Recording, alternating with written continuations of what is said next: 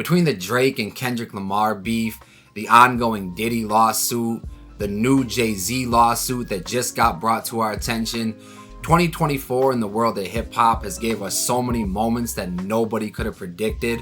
But in this video right here, I'm going to attempt to do exactly that for the year 2025 and give just a few of my predictions for the new year. Starting with, J.I.D drops not one, not two, but 3 albums in 2025. We have the rumored Metro project that's coming. We have, I assume, a solo project with him coming as well. But we didn't get anything in the year 2024, and I know J.I.D's been cooking. I know he has a lot of music to give us. So I definitely wouldn't rule out a third project, maybe a third solo project, a mixtape before the album, maybe another collaboration project with someone like Smino, or maybe someone like Kenny Mason, or maybe even a Grip or someone like that. Definitely would be welcome in my opinion. So I definitely think J.I.D is dropping 3 times next year. I think he's definitely going to feed the fans. Speaking of drops, Cardi B finally drops her sophomore album, and it is not received well. And I only say that I think it's going to be a decent album, but if you have the high expectations of Invasion of Privacy, which was her debut album, and then you have years of teasing an album, dropping singles, but no album has came of that yet, you have people's expectations in such a high place. It's going to be so hard to hit the mark when this album finally does come. It's going to have hits, it's going to have songs that land on Billboard for sure, but I don't think it's going to be very well received once we finally do get it. Another artist that I think is going to drop in 2025 is Kanye West, but I think he's dropping an album, a documentary, a shoe, and a video game. And I know that's far-fetched, especially the video game one, but if it's anybody that's going to do something like that, it's definitely Ye. The album, almost definitely coming. Documentary, I think there's rumors that he's been working on a documentary for a while. A shoe definitely isn't out of the realm of possibilities. I don't know if he's working with Adidas anymore. He might be, he might not be. Either way, I think we get some more Yeezys in 2025. And then the video game, I don't know what it's going to be about. That's up to Ye. But I wouldn't rule out getting a Kanye West video game. I'd buy it. Next prediction for 2025, Westside Gunn has a wrestling match on AEW Dynamite. Now, if you're like I am and that Venn diagram crosses over with wrestling and hip hop and shit, for you, like it does me, you'll know Westside Gunn is front row to almost every single AEW show, especially the pay-per-view. So I know he's a huge fan. He has his own wrestling promotion, I think, called 4 Ropes or 4 Corners or something like that. Wouldn't rule out the possibility at all to see him get in the ring, tag team match with someone like Powerhouse Hobbs or Swerve or something like that. I could definitely see it happening. He's not going to go in there and be Logan Paul, give a 5-star classic, like a Will Ospreay or anything like that. But for a celebrity match, I definitely think he can make it happen. Next prediction, Tyler the Creator starts his own label and signs his first artist, Tizo Touchdown. Now, Tizo doesn't need it. Tizo is doing great for himself right now. I don't know who he signed to. I think it's a major. I don't think he signed to anybody, anybody's like, another artist label like that. But I don't know if Tyler wants to get into the mogul space and create his own label or anything like that. He seems pretty focused on his solo career, but in this part of his career, I could definitely see Tyler getting into the label owner space. And if you're going to start anywhere, Tizo is an amazing first artist to add to your roster. Next up, and this might not be a hot take at all, but I've been banging this drum for years now. Doechii takes the fuck over. Alligator Bites Never Heal was just the start of it. Grammy nominated as a mixtape. That's not even the album. And then you see the Tiny Desk, and then you see the Stephen Colbert performance, and then you just see all the other dope, fly, unique shit she's doing. She's just unapologetically herself. It shows through in the music. The album is probably coming next year, which is crazy to say.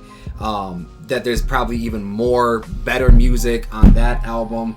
She has that star quality. She has that it factor. Like, it's no hyperbole when I say this. I think she could be on that Beyonce level as far as just black woman reaching that height that not a lot of black women do, if we're being honest. Beyonce is one of the few that has that notoriety. And Doechie's a bit different because she's a rapper, way more of a rapper than Beyonce. Beyonce is way more pop, but Doechie has proved that she can do everything. She can give you the bars, she can do the boom bap shit, she can do the trap. Well, I don't know if I've ever heard Doechie on trap. Definitely be welcome over here though. She can give you the pop songs, she can sing, she can give you the TikTok records, she can literally do it all. 2025, Doechie's year, without a doubt. Last couple predictions for 2025. Drake goes to Kendrick's Toronto show and then me mugs him the whole time, just like this.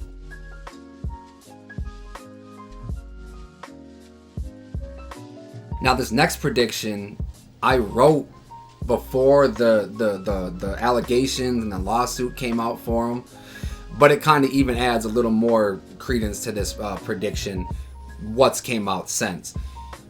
In 2025, we get a 3-minute long Jay-Z verse, probably on the DJ Khaled album, somewhere on the track list. We'll get him recapping the past couple years since we haven't heard anything from him, talking about losing a bunch of money in the marijuana business, of course talking about the new lawsuit that just got brought to our attention, and it's going to sound a little something like this. Here, I'm sorry, Mr. Bugsby, but I didn't touch that girl.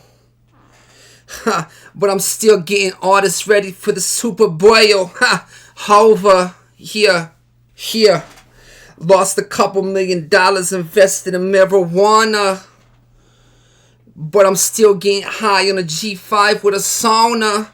Hovey, baby. Now we're moving on to the Super Bowl portion of it, or Super Bowl adjacent. Lil Wayne drops a Kendrick Lamar diss track the same month as the Super Bowl. I could see like within a week or two of the Super Bowl, and he completely tarnishes his legacy.